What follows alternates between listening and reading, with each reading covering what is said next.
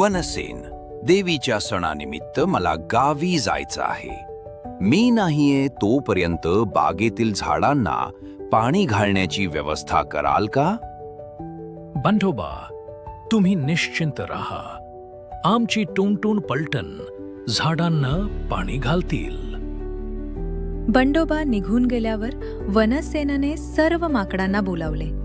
सर्व टुनटुन पलटण जमा झाली आणि वनसेनने झाडांना पाणी घालण्यास सांगितले. त्याने बंडोबाच्या उपकारांची आठवण करून दिली आणि त्याने साठवलेलं पाणी वाया जाऊ नये याची ताकीद दिली. पाण्याची बचत व्हावी म्हणून वनसेनने अशी योजना मांडली की झाडांच्या मुळांच्या आकारानुसार त्यांना पाणी घालावं. मोठ्या मुळांना जास्त पाणी आणि लहान मुळांना कमी. मग काय, माकडांनी प्रत्येक झाड उपटून मुळे पाहिली आणि त्यानुसार पाणी घालू लागले. मोठ्या मुळांच्या झाडांना त्यांनी भरपूर पाणी घातलं आणि लहान मुळांच्या झाडांना थोडंच. काही वेळातच त्यांनी बागेतील सगळी झाडं मुळासकट उपटून टाकली.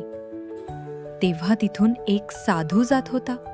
त्याने माकडांचे हे विचित्र कृत्य पाहिले आणि विचारले, हे काय करताय?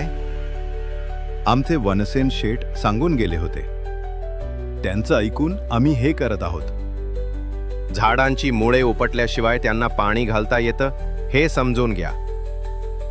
ते म्हणतात ना, सत्कर्माची जरी नितांत इच्छा असली तरी मूर्ख माणूस शेवटी इतरांचंच नुकसान करतो.